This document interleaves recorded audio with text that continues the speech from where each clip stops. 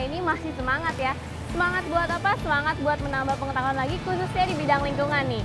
Tapi nih Nadia biasanya tahu kebiasaan Sobat Bumi nih ya. Kalau udah hari Minggu pasti suka banget jalan ke pusat-pusat perbelanjaan nih. Atau yang lebih kita sebutnya dengan mall. Nah di episode kali ini Nadia juga bakal mau ngajak Sobat Bumi ke mall nih. Tapi ini bukan mall sembarang mall. Nih Sobat Bumi lihat ini namanya Mall Rongsok. Wah serunya seperti apa ya Mall Rongsok ini? Langsung aja ikutin Nadia.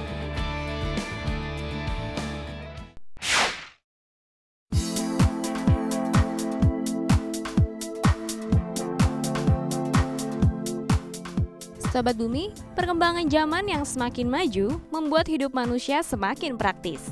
Itu sebabnya kita banyak memilih menggunakan barang-barang serba praktis yang sekali pakai.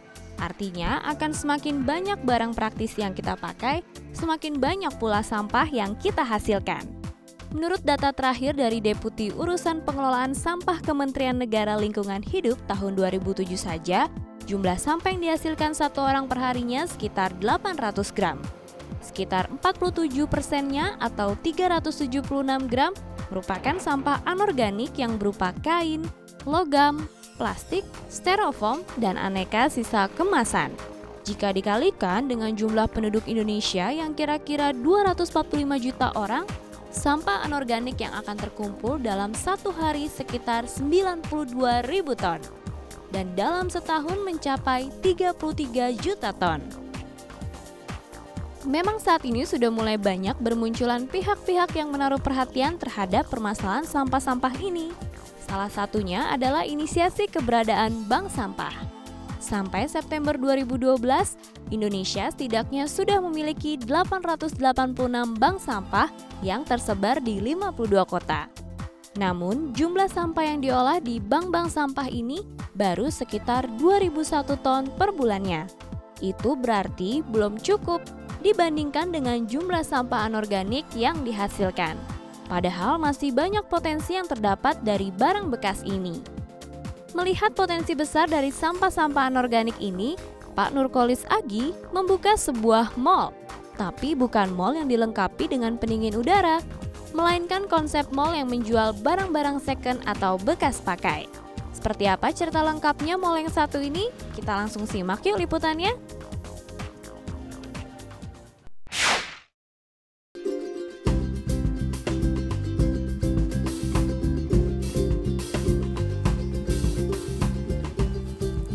Ya Sobat Bumi, seperti yang Sobat Bumi lihat nih di Mall Rongsok ini lengkap banget ya Sobat Bumi barangnya. Ini yang seperti ada di sekitar Nadia aja nih, di atas ini tuh ada alat-alat elektronik lengkap banget. Ada blender, telepon, komponen-komponen komputer, keyboardnya semuanya lengkap mulai dari mouse-nya dan lain-lain. Terus juga nih Sobat Bumi bisa lihat ada tempat beras, terus juga oven di belakang mesin cuci, dan ada buku juga di sana. Di atas ada furniture, semuanya lengkap serba ada seperti di mall. Nah sebenarnya apa ya ide awalnya? Kalau gitu kita langsung aja yuk lihat obrolan dari Pak Nurkolis Agi.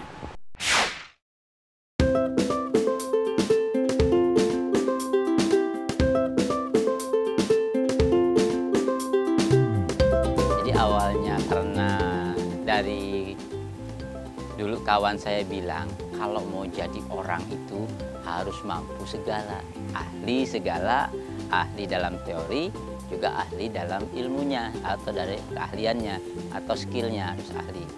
Itu tahun 91 waktu itu dia bicara begitu.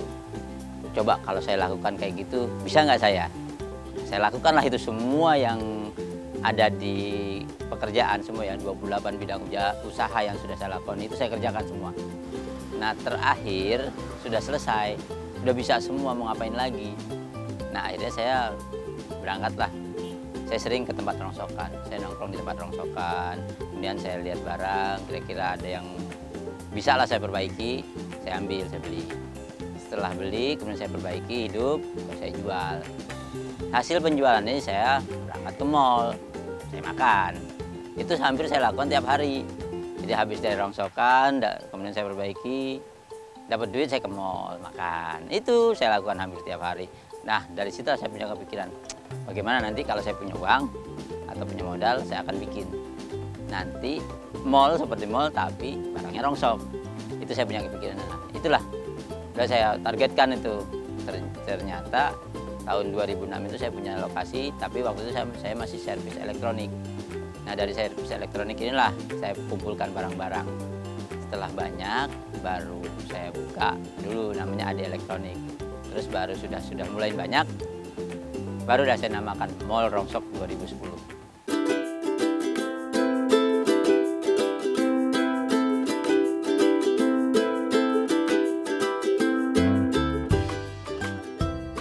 Jadi kalau kita lihat ya, saya sering di rongsokan di mana-mana, di Bogor, kemudian di Senen, kemudian di Taman Topi, Taman Puring.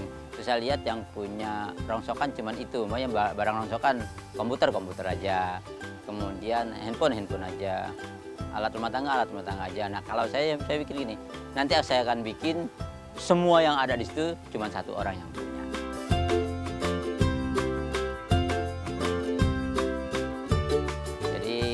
Awalnya ini saya mencari, jadi setiap tempat rongsokan saya datengin. Kemudian kira-kira saya bisa jual, saya ambil. Kira-kira saya bisa jual, saya ambil, saya taruh. Ada uang, saya langsung nongkrong, lari di kerongsokan. Saya lihat barang udah saya taruh. Itu terus-menerus. Nah, ada yang laku, saya jual. Kadang-kadang kalau ini nggak laku-laku, udah saya iklan dulu ke salah satu koran. Jadi saya iklan ke koran, biar orang kenal. Nah, dibelilah itu. Dari hasil penjualan, udah saya belikan lagi terus. Sampai akhirnya terbentuklah banyak. Kemudian saya taruhlah, didirikan tempat ini. Tapi belum saya kasih nama mall. Nah saya tetap masih nyari tuh dari kantor-kantor, kemudian dari rumah sakit, dari sekolah-sekolah. Banyak yang nawarkan. Kalau dia nawarkan saya datang, saya tawar.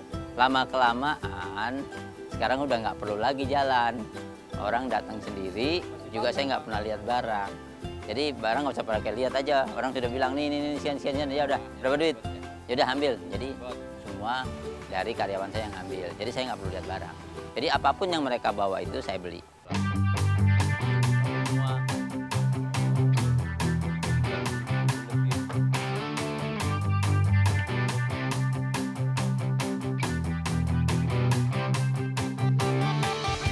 Kalau saya tidak begitu, jadi apapun yang mereka bawa ke sini, pasti saya beli, yang penting cocok harga. Karena saya nggak pernah mikirin laku. Kalau hidup itu kita dagang itu mikirin laku, itu tidak akan pernah laku.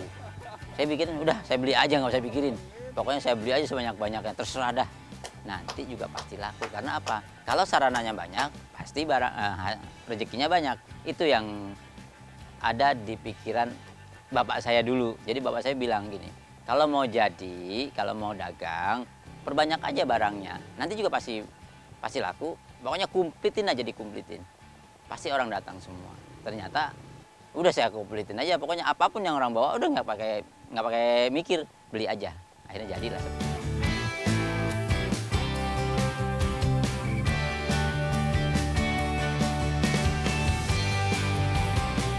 Di sini barang elektronik juga banyak, barang furniture ada, kemudian alat rumah tangga, alat restoran, kemudian ya macam-macam lah. Ada alat motor, alat mobil, dan lain sebagainya.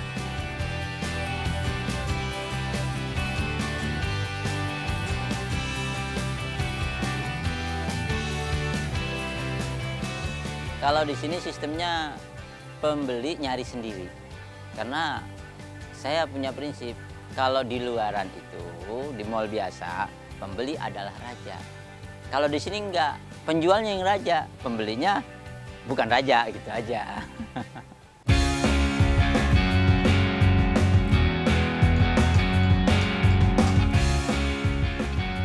Kalau di sini gini, kalau ada yang cari barang, main duluan. Kalau dia ada datang barang baru gitu ya, yang kira-kira orang cari, itu bisa habis, nanti datang lagi.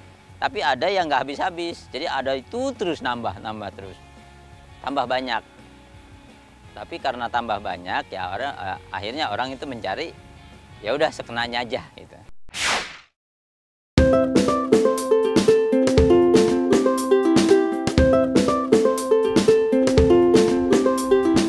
Ya Sobat Umi, sekarang dia berada berada di lantai 2 di Morongsok ini. Kalau di lantai 2 ini nih spesial furniture nih. Sini banyak banget jenis-jenis furniture. Nah, saking banyaknya barang nih di Morongsok ini, kira-kira prosesnya Pak Nurkolis memilah-milah nih yang bisa dijual seperti apa atau mau diapakan itu apa sih kriterianya? Langsung aja kita lihat Pak Nurkolis di Kulak Kulik.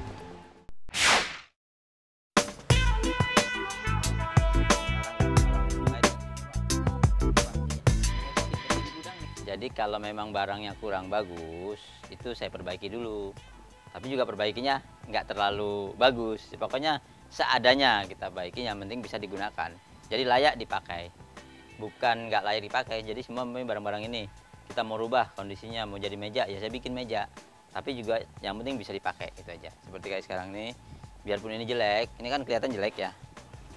Tapi kalau dia mau diperbaiki sih, paling saya cat aja, nanti juga bagus lagi gitu. Ini kalau harga baru segini 500.000, saya jual cuma 150.000. Kan jauh daripada dia beli baru segitu, mendingan beli bekas kan gitu. Sama tapi kualitasnya lebih bagus, itu aja.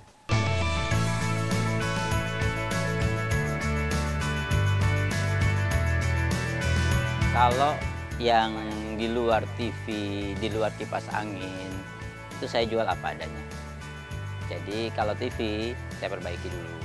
Jadi saya jual TV ini sudah oke, sudah ready, sudah siap dengan garansi 1 bulan.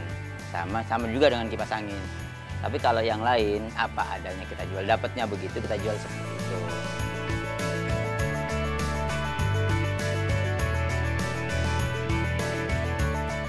Nah, kebetulan background saya awal kan dari TV dan saya punya montir TV-nya sekarang ini. Dari waktu masih pertama buka, montir saya itu ikut saya buka servis TV. Nah, makanya sampai sekarang dia juga nggak mau pindah, dia mau ikut saya terus. Ya udah, ya kita kan perbaiki TV aja, mau jadi mau nggak, pokoknya kita baikin aja TV-nya. Jadi TV di sini ada 150, ya kalau nggak hidup ya sudah taruh aja, lemparin ke belakang. Nggak pernah saya pikirin, ada banyak kali 150 TV kali. Ada yang datang baru, kemudian juga belum sempat servis, sudah taruh aja. Jadi yang kira-kira lagi enak aja tukang servisnya, kita servis aja, kalau enggak ya udah enggak. Kita lihat dulu kira-kira masih bisa jual enggak. Tapi biarpun jelek, kalau masih bisa jual kita perbaiki. Jadi kira-kira wah ini masih bisa, ya udah kita perbaiki, kalau enggak ya sudah. Jadi kalau tergantung spare part, kalau spare part yang ada ya sudah kita lempar ke belakang. Jadi nanti ada sebagian dari spare part ini yang kita ambil untuk kanibal yang lain.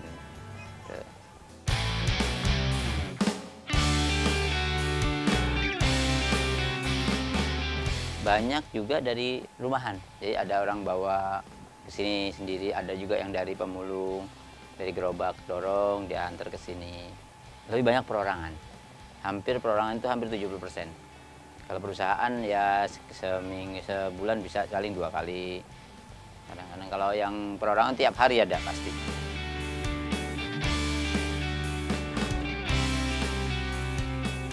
Kalau dulu ya saya pertama ikut lelang, tapi sekarang karena udah dikenal, kalau ada lelang tinggal telepon, tinggal bilang Pak mau ikut lelang, ya udah kirim listnya ke saya, ya sudah, nggak usah pakai list, saya lihat udah berapa duit, budget nilai harganya, biasanya kan ada standar dia, ini dari kantor limitnya sekian, saya hitung dulu, ya udah saya nambahin pokoknya berapa juta lagi gitu dari limit, itu aja biasanya.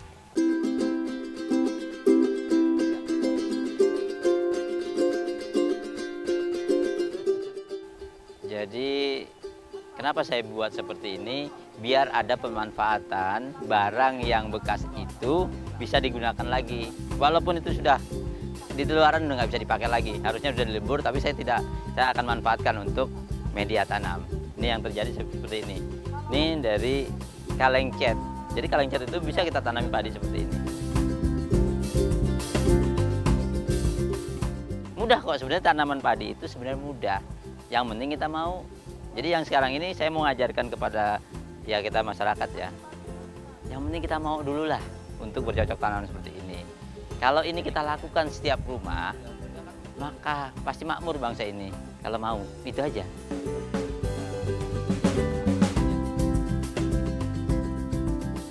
Jadi yang saya tanam di sini terutama adalah tanaman pangan. Kayak ini padi, kemudian ada terong, ada ada bayam, ada sorghum, ada jagung, apa aja sih kita tanam.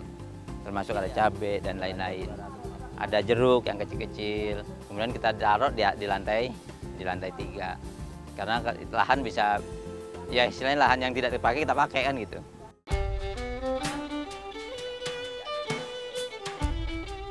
Ya, jadi ini ada backtub. Backtub ini kan tidak bocor ya. Jadi nanti kita kasih tanah, lalu kita kasih air, lalu kita kasih tanaman padi, sudah. Tungguin aja, nanti juga pasti panen. Itu yang terjadi. Jadi yang barang bekas ini kita gunakan untuk tanaman. Jadi tidak lagi kita lebur, mendingan kita buat tanaman saja. Kadang-kadang kloset juga saya pakai, urinoir juga saya pakai buat nanam. Apa juga ya, pokoknya yang kira-kira nggak bocor itu saya kasih tanaman aja. Jadi nggak ada masalah. Apapun yang kita mau tanam, kalau kita mau pasti jadi. Jadi hasil dari ini ya kita konsumsi sendiri, semua kita pakai sendiri. Jadi kalau kita mau beli cabai, ngapain beli cabai? Di sini ada. Nah beras, kalau memang panen ya udah kita makan aja. Jadi kita nggak perlu lah beli keluar gitu.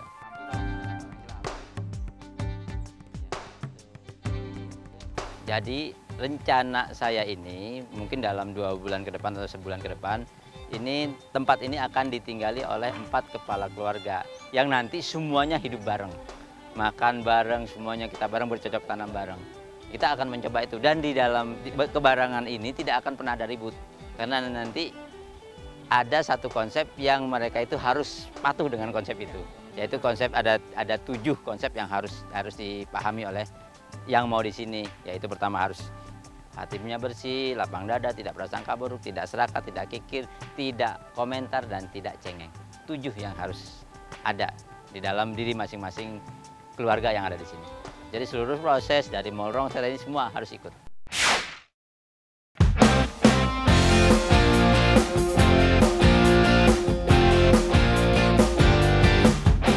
Sobat Bumi, sudah lihat kan? Ternyata barang bekas masih memiliki nilai tersendiri. Sama seperti konsep belanja di mal pada umumnya. Di Mall Rongsok, pembeli dapat memilih sendiri barang-barang yang diinginkan. Termasuk jika jeli, bisa mendapatkan barang antik yang sangat berharga. Barang-barang di sini bervariasi, mulai dari barang rumah tangga, elektronik, otomotif, dan juga buku-buku. Harga barang di sini cukup murah, Sobat Bumi. Peran Pak Nurkolis Agi bagi lingkungannya yaitu melakukan prinsip 3R, reuse, reduce, dan recycle. Barang-barang bekas di Mall Rongsok ada yang masih dapat digunakan dan tidak dapat digunakan karena memang sudah tidak dapat diperbaiki. Namun nilai tambah dari Mall Rongsok ini yaitu barang-barang yang diperbaiki dapat digunakan kembali dan memiliki waktu pakai yang lebih lama. Keberadaan Mall Rongsok mengambil peran serta dalam menjaga lingkungan karena memperpanjang masa guna pakai sebuah barang. Barang-barang bekas dapat bernilai tinggi karena nilai historis dalam jangka waktu ke depan. Saat ini, mungkin barang-barang ini dapat kita dapatkan dengan harga yang murah, Sobat Bumi. Tapi siapa tahu, dalam 10 tahun ke depan dapat berharga sangat mahal. Sudah saatnya ya Sobat Bumi, berpikir untuk memanfaatkan kembali barang-barang bekas.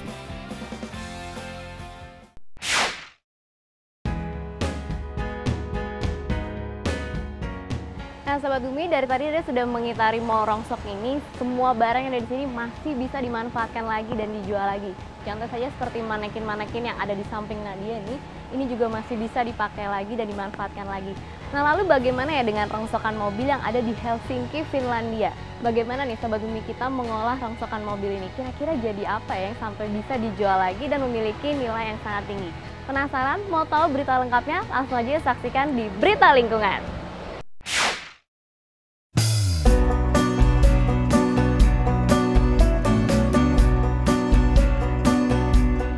Sobat Bumi, beda di Mall Rongsok, beda pula yang dilakukan seniman wanita dari Finlandia.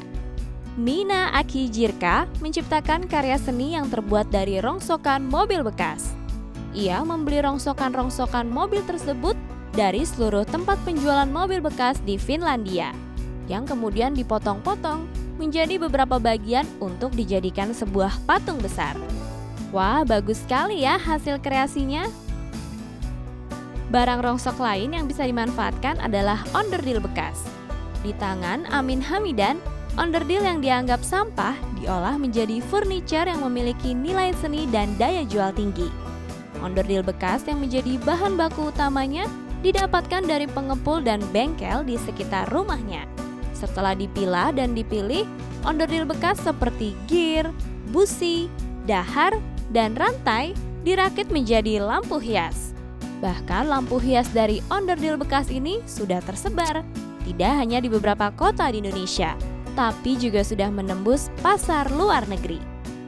Pemanfaatan barang bekas atau rongsok bukan hanya mendatangkan keuntungan ekonomis, namun juga turut andil menjaga lingkungan, karena bisa mengurangi jumlah volume sampah.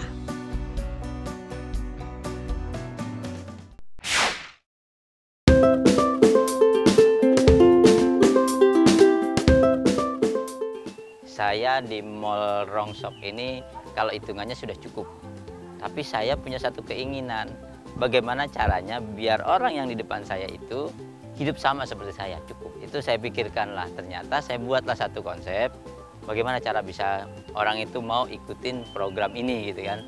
Saya bikinlah satu tempat dari hasil Mall Rongsok, saya belikan tempat ini, saya bikin bawah itu kolam ikan, kemudian tengahnya buat tempat tinggal, atasnya tanaman padi. Jadi kalau kita butuh apa-apa itu semua sudah ada.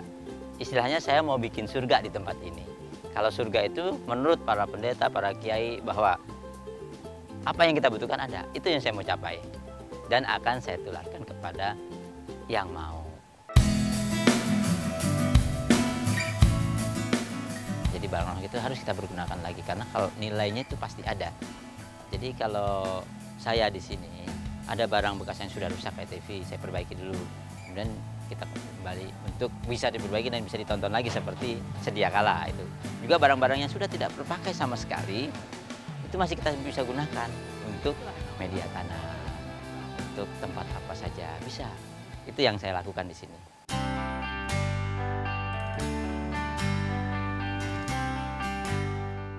Jadi yang terpenting, janganlah Anda ini konsumtif. Karena apa? Barang bekas itu kalau kita perbaiki lagi, kita bikin bagus lagi, juga sama dengan barang baru. Barang bekas harganya murah, kalau barang baru mahal. Itu aja. Jadi janganlah konsumtif masyarakat ini.